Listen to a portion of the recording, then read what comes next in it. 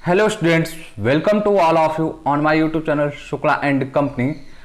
आज हम अपना अगला क्लास करने चल रहे हैं कि जैसा कि आपको याद होगा कि BHU एमकॉम एंट्रेंस का हम पेपर डिस्कस कर रहे हैं, तो उसी सीरीज़ में हम और नेक्स्ट क्वेश्चन चल रहे हैं डिस्कस करने में। नेक्स्ट टॉपिक से रिलेटेड जो क्वेश्चन आपके हैं उसको डिस्कस करने चल रहे हैं। हम बता दें, ये पेपर जो हम डिस्कस करने वाले हैं 2017 का जो पेपर हम डिस्कस कर रहे थे उसी का कॉन्टिन्यूएशन है, मीन्स उसके हम आगे के क्वेश्चन डिस्कस करने चल रहे हैं। आइए देखते हैं next question.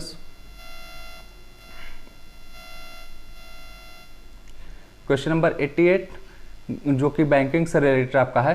Gold standard was adopted for the first time in, means gold standard आपका फर्स्ट टाइम कहाँ पे अडॉप्ट किया गया था। ये मनी एंड बैंकिंग का क्वेश्चन इंग्लैंड में किया गया था, और ईयर की बात की जाए तो 1816 में, मीन्स 1816 में गोल्ड स्टैंडर्ड को इंग्लैंड में अडॉप्ट किया गया था। ठीक, चलते हैं अगले क्वेश्चन पे। In the background of the nature of the investment find out the odd from the following, means हम कहें कि अगर हम इन्वेस्टमेंट के पॉइंट ऑफ व्यू से बात करते हैं तो जो आपको ऑप्शंस मिल रहे हैं उसमें से कौन सा ऐसा है कि जो भिन्न है, कि जो हम कहें कि एकदम से अलग है। तो कॉल मनी ये आपका इन्वेस्टिंग पॉइंट ऑफ से है रिलेटेड है, मीन्स हम कहें कि मनी मार्केट का इंस्ट्रूमेंट्स है। फर्नीचर ये आपका एसेट्स है। डिस्काउंटिंग ऑफ बिल ये बिल्स ऑफ एक्सचेंज ये भी आपका इन्वेस्टमेंट पॉइंट ऑफ व्यू से है। कि इन्वेस्टमेंट इन ट्रेजरी बिल ये भी आपका इन्वेस्टमेंट, मीन्स हमकी फर्नीचर जो है ऑप्शन नंबर सेकंड ये आपका एकदम अलग है, ये आपका फिक्स्ड एसेट्स की बात कर रहा है। ठीक, CRR cash reserve ratio attracts की मीन्स बात कर रहा है कि कैश रिजर्व रेशियो पे इंटरेस्ट की बात कर रहा है कि कितना परसेंट मिलता है। तो आप ध्यान दीजिए कि CRR पे कोई इंटरेस्ट नहीं मिलता है। और CRR क्या होता है कि बेसिकली रिजर्व बैंक के द्वारा क्रेडिट कंट्रोल करने का एक मेथड्स होता है कि जिसके थ्रू क्या कर सकते हैं कि रिजर्व बैंक हम कहें कि क्रेडिट कंट्रोल करता है। तो हम यहाँ पे आपको एक क्वेश्चन देते हैं, SLR bank rate and open market rate क्या होता है ये आप बताने वाले हैं। ठीक, क्वेश्चन नंबर 91 पे आते हैं। विच one of the following is not a quality of good money, means एक अच्छी मुद्रा की कौन सी क्वालिटी नहीं है। जनरल एक्सेप्टेबिलिटी मीन्स हम कहें कि सर्वस्वीकार मान, तो वो है ड्यूरेबिलिटी मीन्स वो लंबे समय तक चले। ठीक, नॉन कग्निजिबिलिटी, फिर पोर्टेबिलिटी। तो यहाँ पे हम कहें कि जो आपका ऑप्शन नंबर 3 है नॉन कग्निजिबिलिटी, ये आपका कह सकते हैं कि एक अच्छी मुद्रा का क्वालिटी नहीं है। ठीक, और बाकी जितने भी ऑप्शन आपको मिल रहे हैं सब के सब आपके क्या हैं कि एक अच्छी मुद्रा की क्वालिटी माने जाते हैं। ठीक, क्वेश्चन नंबर 92 पे चलते हैं। Who is regulator in respect of regional rural bank, regional rural bank का हम कहें कि उसको गाइडलाइन कौन देता है, कि कौन उसको रेगुलेट करता है। तो sponsor bank, NABARD, RBI, central government. तो यहाँ पे आपका ऑप्शन नंबर सेकंड करेक्ट है, नाबार्ड। अब यहाँ पे हम आपको क्वेश्चन देते हैं नाबार्ड का फुल फॉर्म क्या होता है, एंड हम कहें कि नाबार्ड कब इस्टेब्लिश किया गया, कि किस ईयर में आया, वो दोनों आंसर आपको कमेंट बॉक्स में देने हैं। चलते हैं अगले क्वेश्चन पे, question number 93। Which one of the following should not be a principle of investment in a commercial bank, means principles of investment की बात की जाए तो कौन से नहीं है। प्रिंसिपल ऑफ नेशनल इंटरेस्ट है, principle of marketability of securities ये भी है, principles of risk free investment, principles of productivity of investment. तो principles of risk free investment जो है ये आपका हम कहें कि प्रिंसिपल्स नहीं है। और बाकी आपके जितने भी अगर आपको याद हो कि प्रिंसिपल्स ऑफ इन्वेस्टमेंट हम पढ़ाए हैं बैंकिंग में, तो वो क्या है कि ऑप्शन नंबर 3 आपका यहाँ पे करेक्ट है अकॉर्डिंग टू दिस क्वेश्चन। ठीक, चलते हैं क्वेश्चन नंबर 94 पे। Which one of the following is not a liability for a commercial bank, means हम कहें कि कॉमर्शियल बैंक के लिए क्या चीज़ लाइबिलिटी नहीं होती। अगर डिपॉजिट्स की बात की जाए तो होता है कि क्या होगा कि अगर हम अपना फंड्स देते हैं बैंक में जमा करते हैं अपनी सेविंग्स को, तो उस सेविंग्स पे क्या करना पड़ता है कि वो बैंक हमें रिटर्न करेगा। तो ये हमारे लिए मीन्स बैंक के लिए लाइबिलिटी है। रिजर्व फंड्स ये भी बैंक के लिए लाइबिलिटी है। बिल्स फॉर कलेक्शन, जिन बैंकों का कलेक्शन कर बिल्स का कलेक्शन करना, जैसे हमारे पास कोई बिल है हम ले जाके बैंक को दे दें तो बैंक क्या करेगा, कलेक्ट करेगा, उसके लिए कह सकते हैं लाइबिलिटीज़ है। बिल्स रिसेबल, तो ये कह सकते हैं कि कॉमर्शियल बैंक के लिए लाइबिलिटी नहीं है बल्कि उनके लिए एसेट्स है। कि जैसे कि आप जानते हैं कि बिल्स रिसेबल जो होता है कि हम कहें कि हमारे बैलेंस शीट के एसेट साइड में दिखाया जाता है। तो अगर हम कोई भी बिल जाते हैं बैंक से डिस्काउंट कराते हैं तो वो बैंक के पास है, तो उसके लिए क्या होगा, एसेट्स होगा। ठीक, चलते हैं नेक्स्ट क्वेश्चन पे।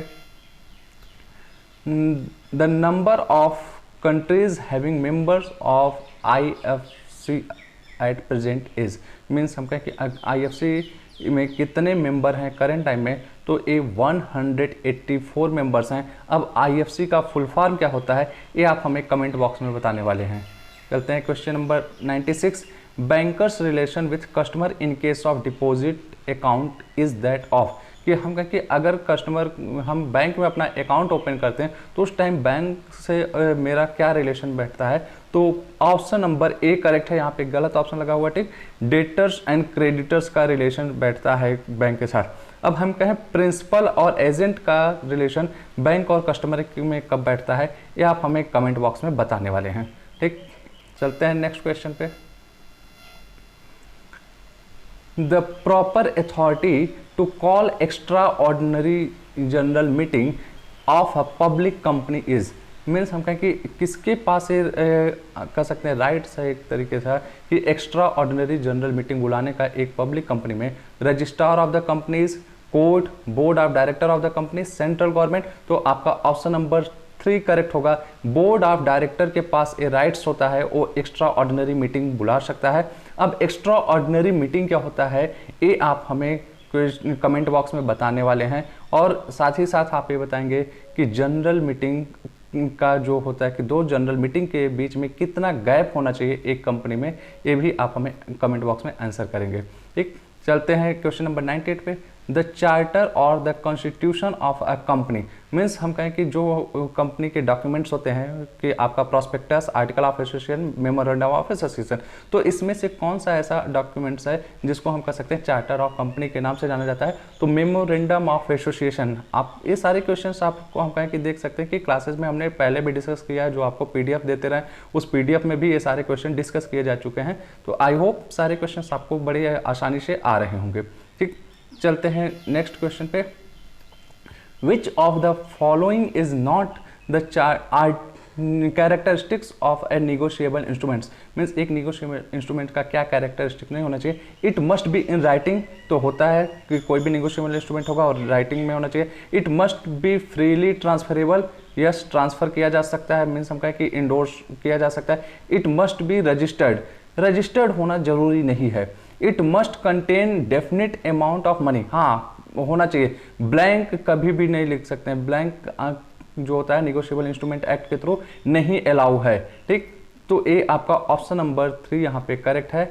अ bill drawn in favour of minor is wired, valid but not negotiable, illegal. तो देखिए ये वैलिड है, कहने का मतलब है कि आपको याद होगा कि आप अगर पढ़ेंगे निगोशिएबल या हम कहें पार्टनरशिप एक्ट पढ़ें, कोई भी कॉन्ट्रैक्ट माइनर से किया जाए जो माइनर के लिए बेनिफिट हो तो वो वैलिड माना जाता है, means for the purpose of benefit of minor all contracts are valid, ठीक। लेकिन अगर कोई ऐसा कॉन्ट्रैक्ट आप माइनर के साथ करते हैं कि जो उसके ऊपर लाइबिलिटी क्रिएट करे, वो कहीं से भी वैलिड नहीं है, वो वाइड होता है, ठीक। अब नेक्स्ट क्वेश्चन पे चलते हैं। With a view to protect firm from any loss in emergency, a partner will act as, means हम कहें कि इमरजेंसी के केस में, अकस्मात परिस्थितियों में, आकस्मिक परिस्थितियों में फर्म को लॉस से बचाने के लिए एक पार्टनर्स किस तरीके से हम कहें कि कौन कौन सा रोल अदा कर सकता है। As a man of ordinary prudence कर सकता है, as a agent of the firm ये भी कर सकता है, as a master of the firm ये भी। तो ऑल ऑफ द मीन्स इस सभी के सभी रोल एक पार्टनर अदा कर सकता है कि आकस्मिक परिस्थितियों में फर्म को लॉस से बचाने के लिए। The essence of a right of lien is to delivery the goods, regain the position, retain the position, none of the. तो आपको अगर याद हो राइट ऑफ लीन हम बताए थे, अनपेड सेलर से रिलेटेड एक क्वेश्चन है, तो क्या कर सकता है कि पोजीशन को रिटेन कर सकता है, मीन्स अगर उसके गोडाउन से गुड्स निकला नहीं हुआ है तो वो क्या कर सकता है कि उस गुड्स को वो अपने पास रोका रह सकता है कि अगर उसको इस चीज़ का डाउट हो जाता है कल को उसको पेमेंट नहीं मिलने वाला है, ठीक।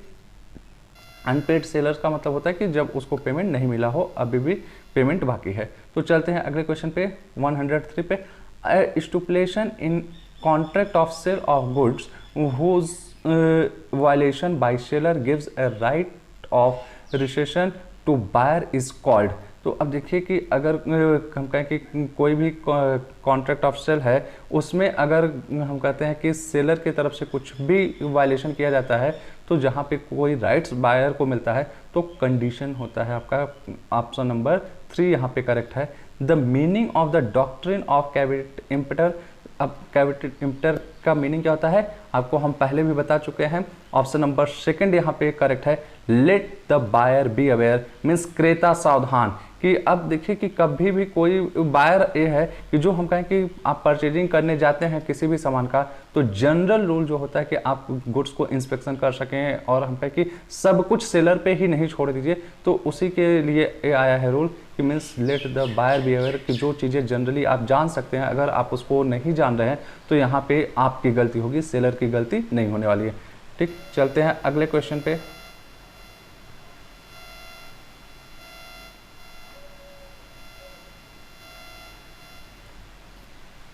The delivery of goods by one person to another as a security for the repayment of a debt is known as bailment, pledge, hypothecation, mortgage। ये हम कहें कि आपका कॉन्ट्रैक्ट एक्ट का क्वेश्चन है।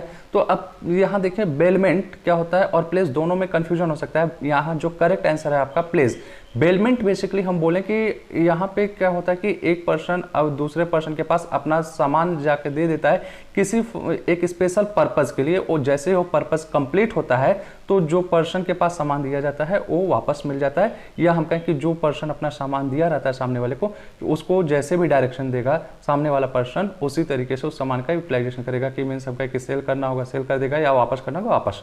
और दूसरी चीज़ कि अगर हम बेलमेंट के केस में बोलें कि जो पर्सन अपना सामान देता है तो उसे बेलर बोला जाता है, और जो जिस पर्सन को सामान दिया जाता है उसे बेली बोला जाता है। ठीक, अब उसी बेलमेंट का ही एक एक्सटेंशन वर्जन है आपका प्लेज। प्लेज में क्या होता है कि हम कहें कि जब आप किसी से लोन वगैरह लेते हैं तो उस लोन के एवज में कुछ सिक्योरिटी सामने वाले के पर्सन के पास जब रखते हैं तो इसे प्लेज बोला जाता है। ठीक, और प्लेज के केस में हम बोलें कि जो सामने वाला पर्सन अपना कोई भी सामान एज ए सिक्योरिटी सामने वाले दे रहा है, जिससे लोन ले रहा है, तो जो पर्सन अपना सामान दे रहा है मीन्स एज ए सिक्योरिटी, उसको पाउनर बोला जाता है। मीन्स जिसको हम बेलर बोल रहे थे, अब प्लेज के केस में वो पाउनर हो जाता है, और सामने वाला पर्सन जो लोन देने वाला है उससे हम पावनी बोलते हैं। ठीक, तो ये आपका यहाँ पे करेक्ट ऑप्शन जो है ये प्लेज होगा, कि प्लेज के केस में क्या होता है कि मीन्स जब लोन की बात आती है तो वो सिक्योरिटी जो आप जा रहे हैं एज ए सिक्योरिटी कोई भी सामान दे रहे हैं तो प्लेज की बात आती है। ठीक, अब चलते हैं नेक्स्ट क्वेश्चन पे। Which one of the following statement is not correct as regard to a valid contract. Means एक कहें कि वैलिड कॉन्ट्रैक्ट के लिए कौन सा स्टेटमेंट यहाँ पे गलत है।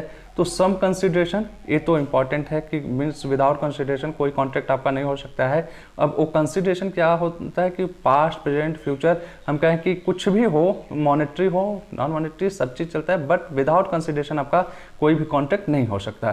फिर बात करें नेक्स्ट पे, free consent of the contracting parties 100% होना चाहिए कि फ्री कंसेंट होना चाहिए। Means fraud, undue influence, coercion, ये सब चीज़ें नहीं होनी चाहिए। फिर major and minor contracting parties ये नहीं होना चाहिए। मीन्स एक पार्टी हम कहें कि मेजर है दूसरा माइनर है, तो ऐसा बेसिकली नहीं होना चाहिए। एक्सेप्शन इसका जो है माइनर का है कि मीन्स माइनर के साथ अगर जा रहे हैं आप करने तो वहाँ पे उसके बेनिफिट के लिए कर सकते हैं, लेकिन नॉर्मल केस के लिए बोला जाए तो ये नहीं होना चाहिए।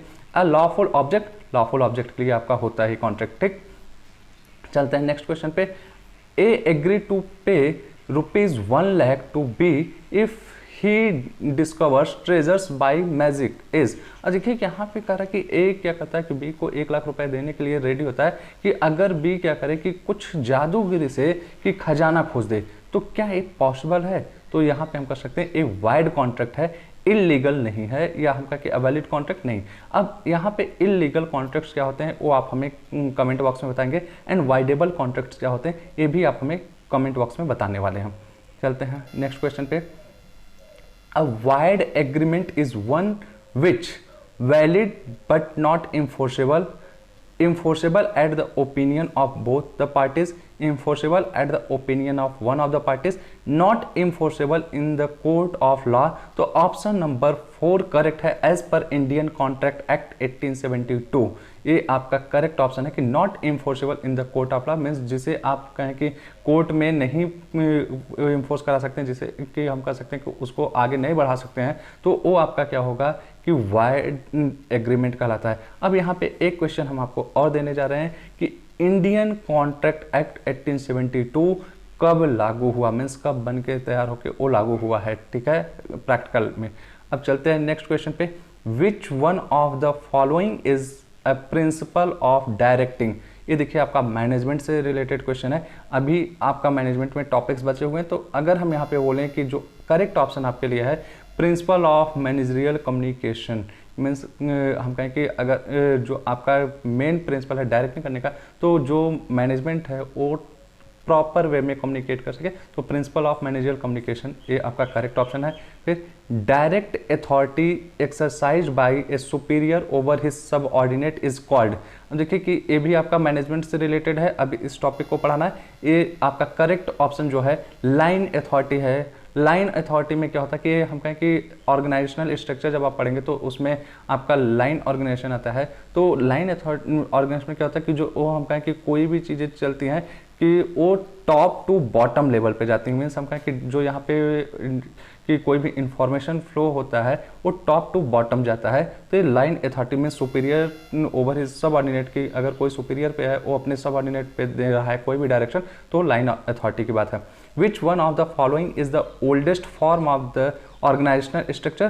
तो ये भी ध्यान दीजिएगा, लाइन ऑर्गेनाइजेशन सबसे पुराना फॉर्म है बिजनेस ऑर्गेनाइजेशनल स्ट्रक्चर का।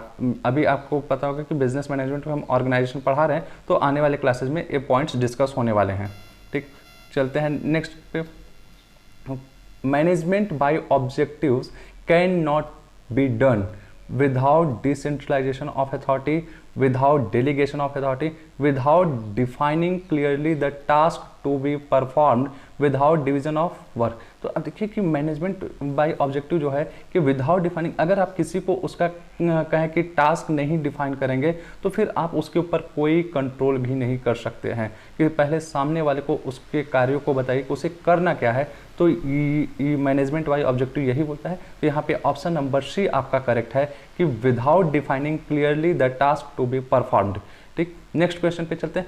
Who has said to manage is to forecast and plan, to organise, to command, to coordinate and to control. तो ये हेनरी फ्यूल के द्वारा दिया गया डेफिनेशन है। डेफिनेशन बेसिकली हम कहें कि आप लोग को याद करना पड़ेगा, इसमें आप कुछ भी कहीं से इधर उधर की बातें नहीं लगा सकते हैं, ठीक।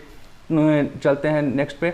The order of command that flows from top to bottom is known as. हम कहें कि अगर टॉप लेवल से बॉटम लेवल पे कोई भी ऑर्डर आपका चल रहा है तो उसे क्या बोलते हैं, centralisation, decentralisation, unity of direction या स्केलर चेन। तो इसे आपका ऑप्शन नंबर 3 सही है, स्केलर चेन बोला जाता है, ठीक। अब डिसेंट्रलाइजेशन और सेंट्रलाइजेशन क्या होता है, इससे आप हमें कमेंट बॉक्स में बताएंगे। इस टॉपिक को हम आपके साथ डिस्कस किए हुए हैं, ठीक। चलते हैं नेक्स्ट पे। Which one of the following is the main advantage of functional organisation. अब फंक्शनल ऑर्गेनाइजेशन को ही हम कह सकते हैं कि एक तरीके का आपका फॉर्मल ऑर्गेनाइजेशन या इनफॉर्मल। तो फॉर्मल ऑर्गेनाइजेशन जैसे या हम फंक्शनल ऑर्गेनाइजेशन में बोलें कि जो भी हम कहें कि काम होते हैं वो एक मैनर्ड में होते हैं, और यहाँ पे जो भी काम जिस भी व्यक्ति को दिए जाते हैं वो उसके एबिलिटी स्पेशलाइजेशन के अकॉर्डिंग दिए जाते हैं। तो जो आपका यहाँ पे करेक्ट ऑप्शन है, ऑप्शन नंबर 3 करेक्ट है। स्पेशलाइजेशन मीन्स हम कहें कि किसी भी व्यक्ति को अगर कोई कार्य हम देने वाले हैं तो उसके रुचि के अनुसार देंगे, जिस एरिया में उसकी स्पेशलाइजेशन होगी ऐसे कार्यों पे उसको लगाते हैं, ठीक। Max weber is associated with, कि अब यहाँ पे मैनेजमेंट की थ्योरीज की बात चल रही है, तो जो मैक्स वेबर के द्वारा थ्योरी दिया गया है ब्यूरोक्रेसी थ्योरी दिया गया है। अब हम आपको यहाँ पे ऑप्शन देते हैं, क्वेश्चन देते हैं कि साइंटिफिक मैनेजमेंट थ्योरी किसके द्वारा दिया गया है, और साथ ही साथ एक क्वेश्चन और दे रहे हैं कि फादर ऑफ मैनेजमेंट किसे कहा जाता है, ठीक है। चलते हैं नेक्स्ट क्वेश्चन पे। Which one of the following is not exactly a form of business combination. तो बिजनेस कॉम्बिनेशन हम कहें कि बिजनेस ऑर्गेनाइजेशन का आपका क्वेश्चन कि holding company, tariff pool, amalgamation, ये सभी हम कह सकते हैं कि आपके बिजनेस कॉम्बिनेशन के फॉर्म है। पार्टनरशिप, तो पार्टनरशिप जो है ये बिजनेस ऑर्गेनाइजेशन का आपका फॉर्म है कि मीन्स हम कहें कि जो हमारे पास बिजनेस होते हैं, sole trade, partnership, joint Hindu family company, ये उससे रिलेटेड है पार्टनरशिप आपका, तो यहाँ बिजनेस कॉम्बिनेशन नहीं है। ठीक, in which of the following combination firms maintain their entities separate, means हम कहें कि जो बिजनेस कॉम्बिनेशन आपके होते हैं उसमें कौन सा ऐसा है कि जिसमें एक फर्म अपनी एंटिटी अलग तरीके से बनाए रखती है अपनी पहचान को, तो वो फेडरेशन है कि फेडरेशन में फर्म अपनी एंटिटी बनाए रखती है सेपरेटली। ठीक, चलते हैं नेक्स्ट क्वेश्चन पे। Which one of the following documents define the relation of companies with outsider, means हम कहें कि कंपनी और आउटसाइडर के बीच में कौन सा डॉक्यूमेंट्स है कि जो एक संबंध स्थापित करता है, वो आपका मेमोरेंडम ऑफ एसोसिएशन होता है। यहाँ पे एक क्वेश्चन हम आपको देते हैं कि वो कौन सा डॉक्यूमेंट्स है जो कंपनी और इंटरनल मैनेजमेंट के बीच रिलेशन इस्टेब्लिश करता है, इसे आपको कमेंट बॉक्स में बताना है। चलते हैं नेक्स्ट क्वेश्चन पे। Which is the maximum number of partners in a firm carrying on banking business, means banking business में मैक्सिमम नंबर ऑफ पार्टनर्स कितने होने चाहिए, ये आपका जो है correct option number second 10 members होते हैं बैंकिंग बिजनेस के लिए। ठीक, तो ये रहे आपके आज के क्वेश्चन। आई होप आपको समझ में आया होगा। तो फिर हम मिलेंगे आपसे नए क्लास में कुछ नए क्वेश्चन के साथ जो कि आपके BHO एंट्रेंस एग्जाम में आए हुए हैं। तब तक के लिए गुड लक, थैंक यू।